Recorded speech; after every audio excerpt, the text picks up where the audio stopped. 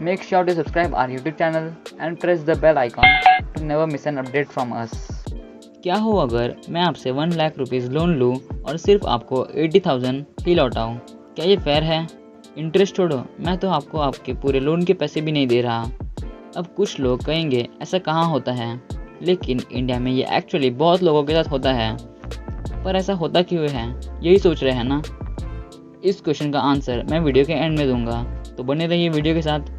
So hello friends, मेरा नाम है Rahul and you are watching stock the stock. इस चैनल का ब्लॉग भी अवेलेबल है। अगर आप ब्लॉग में इंटरेस्टेड हैं तो लिंक डिस्क्रिप्शन में है, आप उसे भी जाकर चेकआउट कर सकते हैं।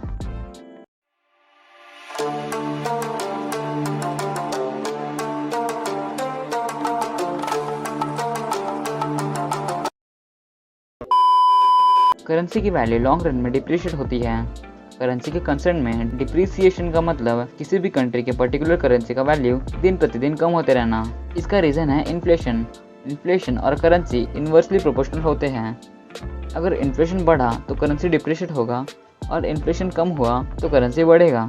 इन्फ्लेशन किसी भी चीज़ की वैल्यू को लॉन्ग रन में बढ़ा देती है। इन्फ्लेशन एक लिमिटेड एक्सटेंट तक रहे तो अच्छा है, पर जब इन्फ्लेशन रेट ज़्यादा हो जाए तो ये डायरेक्टली कंट्री के जीडीपी को अफेक्ट करती है।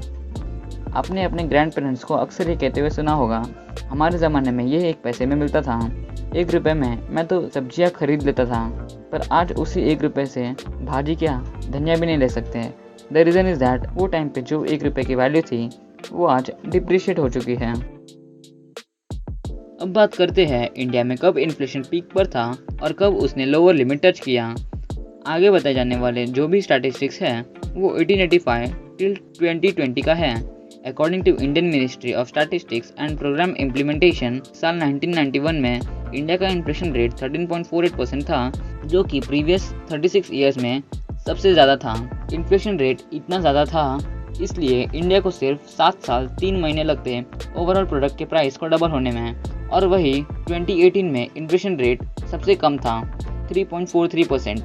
मोरोवर 2019 में 4.76% और 2020 में 4.95% था, और ये रेट इंडिया के लिए सही भी है। आगे जानेंगे कैसे हैं। डिफरेंट कंट्रीज़ के डिफरेंट इन्फ्लेशन रेट्स होते हैं। डेवलप्ड कंट्रीज़ के इन्फ्लेशन रेट 1 to 2% होने चाहिए, वहीं इंडिया जैसे डेवलपिंग कंट्री के लिए 3 to 4% होने चाहिए। From 2016, India's inflation rate has consistently performed to manage its inflation rate between 3 to 5%, which is good enough for India। 3 to 5% एक हेल्दी रेट है जो ग्रोथ को एम्पलीफाई करता है, और यही मेरा नेक्स्ट पॉइंट है, इन्फ्लेशन के एडवांटेजेस। इन्फ्लेशन रेट एक हेल्दी रेट पे ग्रो करे तो कंट्री की ओवरऑल ग्रोथ को भी बढ़ाता है। इससे लोगों के इनकम में इंक्रीमेंट आता है और लोगों के पास ज़्यादा पैसा आता है खर्च करने के लिए। क्या हो अगर इन्फ्लेशन 0% पे ग्रो हुई?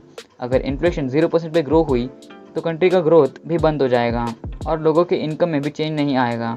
पर इन्फ्लेशन रेट कभी भी ज़ीरो नहीं हो सकता। इन्फ्लेशन खाने के नमक की तरह काम करता है। जिस तरह सब्जी बिना नमक के व्यर्थ है, उसी तरह इकोनॉमी भी इन्फ्लेशन के बिना व्यर्थ है। इसलिए एक हेल्दी इकोनॉमी के लिए इन्फ्लेशन बहुत ज़रूरी है। अब जानते हैं किन कारणों की वजह से इन्फ्लेशन रेट फ्लक्चुएट होते हैं। इन्फ्लेशन फ्लक्चुएट होने का सबसे बड़ा रीज़न है सप्लाई एंड डिमांड।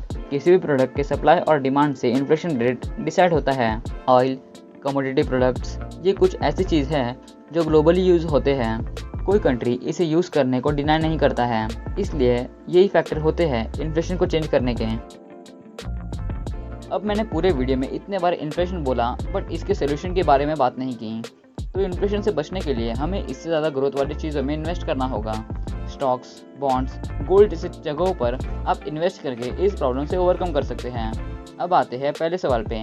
तो अगर आपने ये वीडियो यहाँ तक देखा है तो आपको इस सवाल का जवाब अब तक मिल चुका होगा।